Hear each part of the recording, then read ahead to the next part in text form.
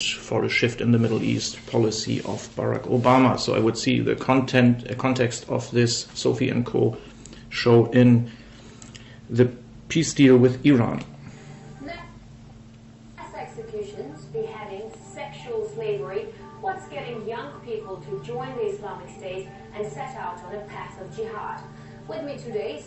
Well, I think the most important thing is that people, they see what the West is doing. I mean, the Islamic movement in the Western countries, they are up to grow because they see that West philosophy, the West thinking is not matching their own faith. They are disappointed, and all these reasons why people go to jihad are also caused by the result of a tough, brutal, egoistic, and elite direct and focused society and power structures. And so I wouldn't simplify it too much, so that they are all social cases and idiots or disillusioned or some people who are crazy or something like that.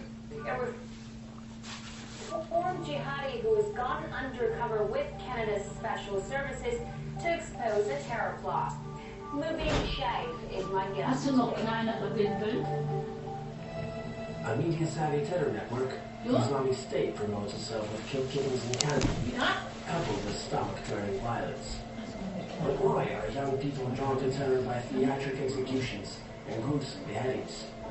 How can the appeal of the bloody spectacle be countered? And will the flow of volunteer jihadis be stopped? Shia, a former Islamist radical turned undercover intelligence agent. Welcome to the program. It's really great to have you with us. Now, the latest gruesome video from the Islamic State shows the beheading of 8 men led to their death by a group of kids.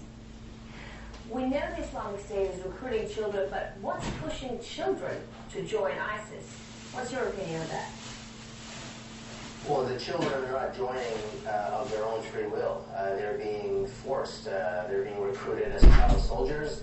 The message that ISIS is putting out is that we're preparing the next generation of fighters. The idea is that if there is a ground invasion or some kind of ground operation, which I do anticipate at some point, the fighters who are there will find that there will be children downrange firing back at them. So this is a deliberate policy by ISIS to recruit child soldiers. So you're saying basically that they don't really have any choice.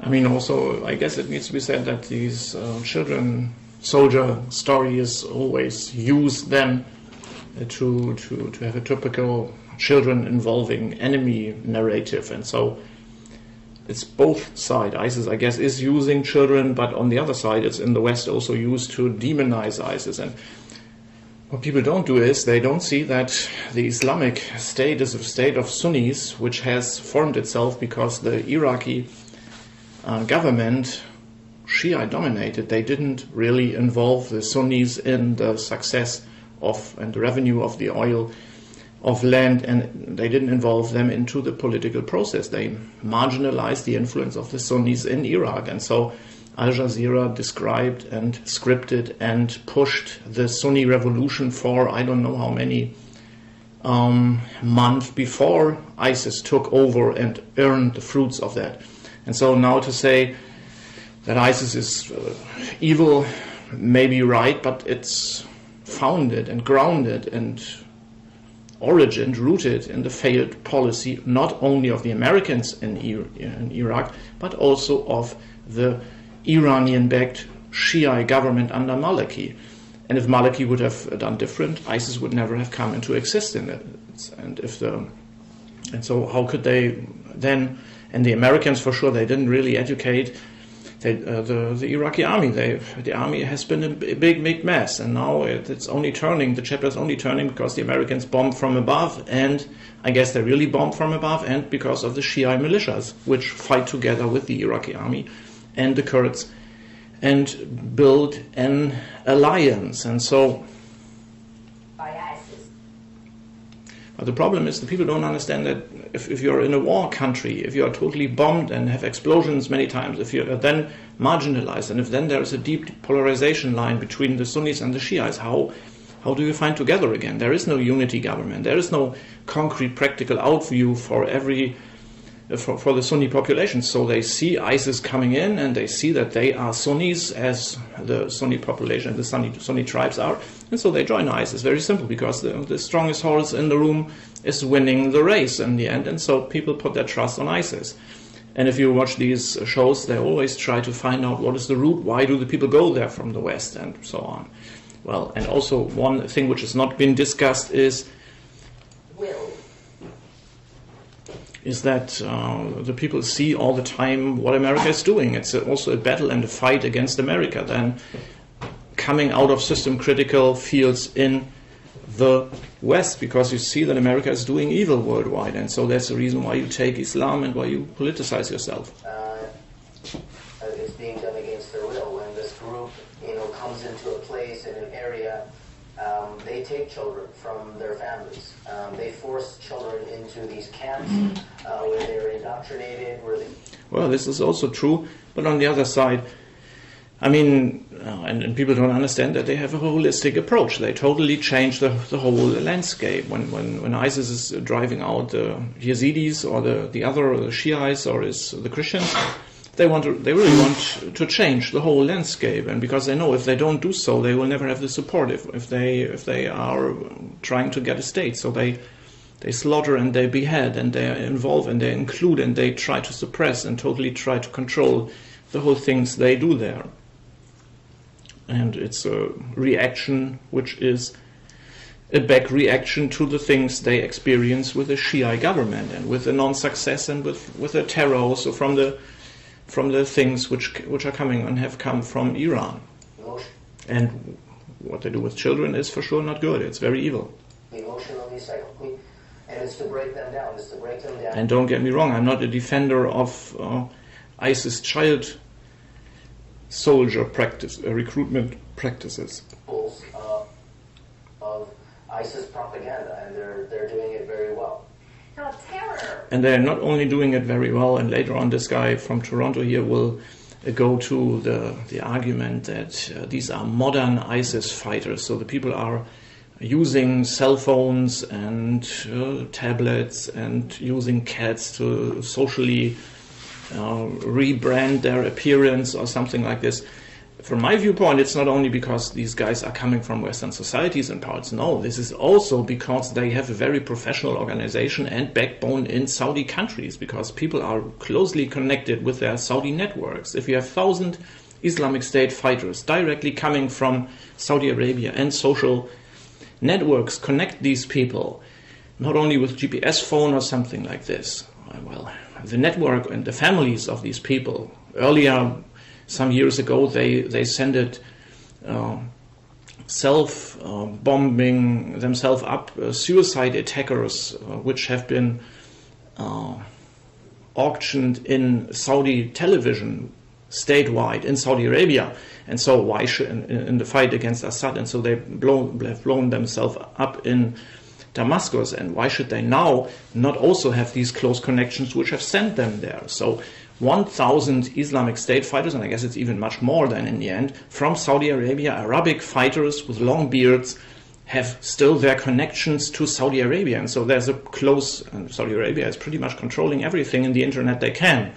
And also they are having an influence. And so I would even say the Saudi Secret Service is having an influence. And so now, these days, people even have discussed if Saudi Arabia is really attacking ISIS or the coalition against ISIS, or not, maybe more likely trying to switch the whole picture and to attack the Houthi terrorists in their view, instead of attacking ISIS, because ISIS are Turkey's and Saudi Arabia's brother in the fight against Iran and against Assad and against Hezbollah and so on. And so Saudi Arabia is still the helper of ISIS, with the people and the groups in Saudi Arabia who are the networks of these 1,000 or more fighters inside the Islamic State. And on the other side, as I've discussed in other videos, the Islamic State may have its state or not. Who cares? That's their choice. If they want to be Islamic radical Sunni, they may have their state between Syria and Iraq, and so they need to negotiate with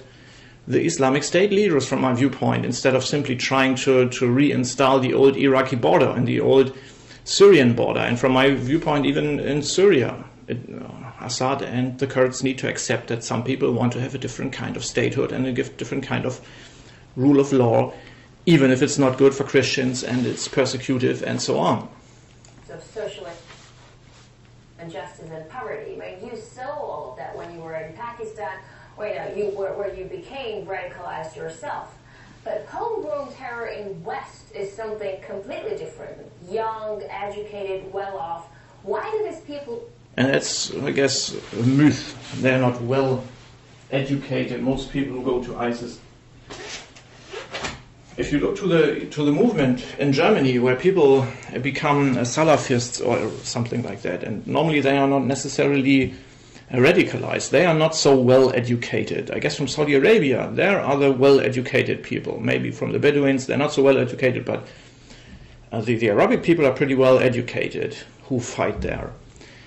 But the Western people, they come from the backgrounds who is radicalized against Americanism. So America is a big part of the grow up of ISIS, because they try and think they fight America and Zionism or whatsoever, which is, by the way, nationalistic, existing, and a big problem for Israel and the whole world in itself.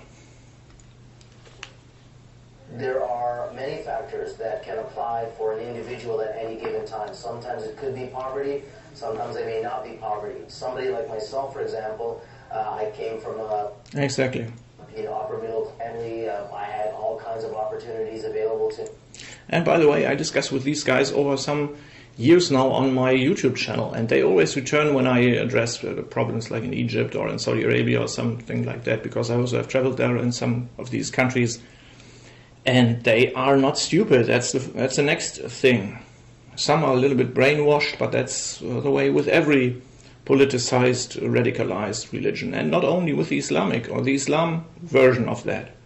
A lot of individuals like me, they simply conclude something totally different out of it. And one big part which is always missing is the impact of local power structures on the grow up moment of Islamic terrorism, because people, they don't really see that you can very much easily produce by power structures what you need to have someone fighting with ISIS, because you provoke and you pull people, you manipulate them by creating the lone wolf thing and the whatever kind of thing which is fighting in the end the existing system in an ungood way, and which is radicalized. And so you have these traumata and wounds the people create many times in local functioning power structures. The West, for a lot of us, it's identity issues. We don't. And sometimes people may even remember the FBI's and the CIA's action of recruiting and converting people themselves to have some kind of terror threat later on, or to simply have some success numbers. And sometimes these recruitment things of the FBI and the CIA and Western secret services, they turn against them. So people are successfully recruited by those who need some more terror enemies. And in the end, it's a perfect thing to justify an ongoing war against terror. The only problem is that in the end, the Saudis may not like the idea, and that you don't hurt your biggest goal enemy, the Iranian thing then, if you weaken the enemies of Iran, which are the Islamic State, Saudi Arabia, and other things. And by the way, Saudi Arabia is an Islamic State, is functioning in many parts with the same brutal law than the Islamic State is using. And it's not so tough in the end, but there are also death penalties and so on, and very... anyway. Majority white culture. The majority white culture we might perceive that culture doesn't like us, is hostile to Islam and Muslims. So in that case, and this is the reality here in Germany too. If you have the Pegida movement, if you have the demonstrations, well, the people, they also are radicalized by the polarization lines which are drawn in the anti-Islam front. And so people who hate Islam and who need an enemy pictures, they also are part of the recruitment by simply bashing and polarizing Muslims into that corner. And so, well, belonging. And really that's what it comes down to in the Western just context. to precise though, in Western context, it's not just people from the Middle East or from with Arabic origins that are turning to extremism. I'm talking about, you know, Anglo-Saxons or like French people who are actually... Well, French people who are not actually really French people at all. I've lived together with one of these French people in Dublin, Ireland, when I worked there in a multinationality containing flat there. One guy from Romania, two guys from Romania, and I, because it has been very expensive in 2007 to live there in Dublin when I've worked there. And so one guy from Paris suburbs has lived there. These people are totally disillusioned, and they are for sure mistreated and not giving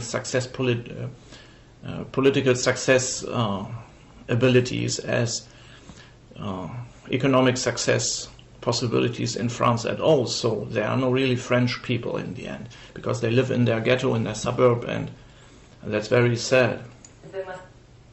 And they are very easy to be radicalized because they have a very polarized and split worldview, if they are Muslims or not Muslims. They're actually willingly joining ISIS. Very good point. So I separate converts into different categories. If you have not grown up with some kind of religious indoctrination in your life, then you will not construct your identity on the basis of that. A convert, a white person, black person who's growing up in a Western context, they usually get into extremism because of a broken home background. The vast majority of individuals who turn to extremism come from broken... By the way, this guy is Mubin Shaikh, a former Islamist radical, as they describe it here in Russia today, Sophie Shevardnadze and co., who is now an intelligence agent working undercover, whatsoever that means. So I guess he's trying to undermine ISIS and to recruit people to get out of there or something like that. At least this is the official role he has. For converts who become normal converts and good Muslims come from good homes. So I think this is a common denominator when you're looking at converts who become extremists. Usually they have abuse in their backgrounds. Usually they have a criminal experience, or at least... And the real question from me outgoing from this interview is, what is ISIS going to do? What is, according to Saudi Arabia, Saudi Arabia now is switching the whole thing against the Houthis, and if they don't attack ISIS anymore, this is something totally different then. But is Saudi Arabia not risking destabilization from two fronts if they still attack the Islamic State fighters wherever they are coming from?